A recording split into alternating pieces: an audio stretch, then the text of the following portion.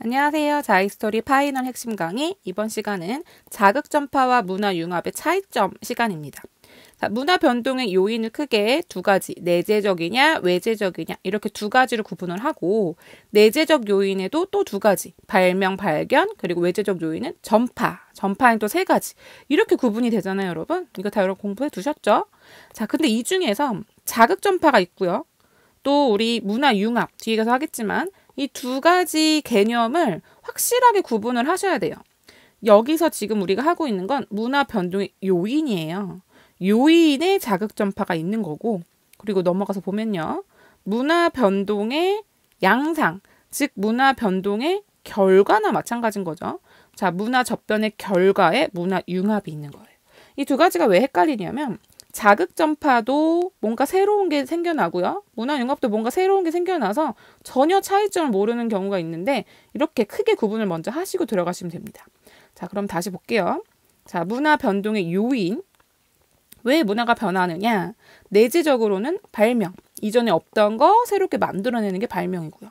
발견. 있었는데 몰랐던 거 찾아내는 게 발견이죠. 이 두 가지는 내재적 요인이에요. 내재적 요인으로 인해서 문화가 변동하면 내재적 변동이 일어나는 거고요.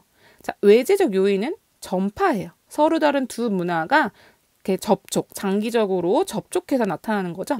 그 전파로 인해서 외재적 요인에 의한 변동이 나타나면 외재적 변동인 거예요. 자, 그러면 외재적 요인의 직접 전파는 두 문화 간의 직접적인 접촉에 의해서 사람이 왔다 갔다 하면서 그 문화를 변동시키는 게 대표적인 사례가 되는 거죠. 간접 전파는 뭔가 중간에 하나의 매개체가 있는 거예요. 그런 매개체를 통해서 문화가 변동하는 그런 사례들. 자극 전파는 중요하죠. 자, 다른 사회의 문화 요소에서 아이디어를 얻어서 새로운 문화 요소를 발명한다. 자, 이런 표현 잘 봐주세요. 아이디어를 얻어 새로운 문화 요소를 발명한다. 그러니까 다른 문화 자체가 통째로 들어와서 그 문화를 그냥 사용하는 게 아니에요. 아이디어만 얻는 거예요. 그래서 문화의 형식을 빌려왔다, 이런 표현도 나올 수 있어요. 그래서 아이디어를 얻어서 새로운 문화 요소를 발명한다. 신라의 설총이 중국의 한자에서 아이디어를 얻어서 그냥 중국의 한자를 그냥 그대로 받아들여 쓴 게 아니죠. 거기서 아이디어를 얻어서 이두문자를 발명한 사례. 그런 게 바로 자극전파가 되는 겁니다. 자, 그리고 문화의 변동 양상, 그러니까 결과라고 생각하시면 돼요. 아까도 말했듯이 내재적 요인에 의한 변동은 내재적 변동, 외재적 요인에 의한 게 외재적 변동인데, 그걸 우리가 문화 접변이라고 부르는 거예요.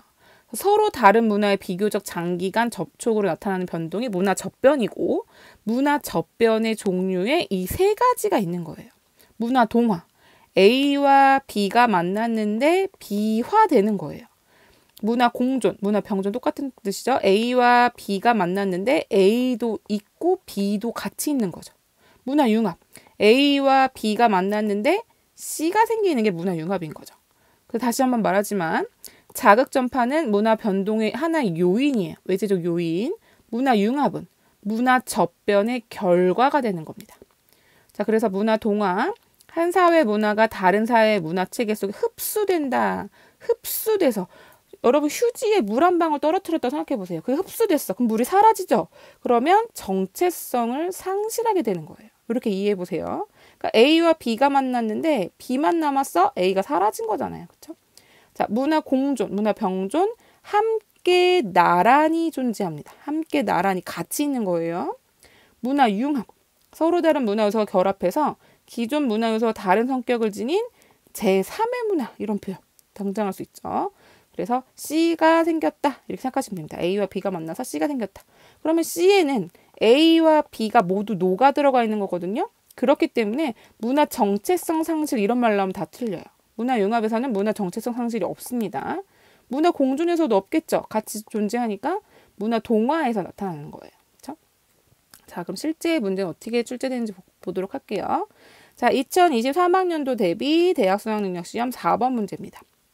자, 1번. 직접 전파에 의한 문화 병존이 나타나느냐. 이거는 직접 전파인지도 봐야 되고요. 실제로 그게 문화 병존인지도 봐야지 그 두 개가 다 맞아야 답이 되는 거잖아요.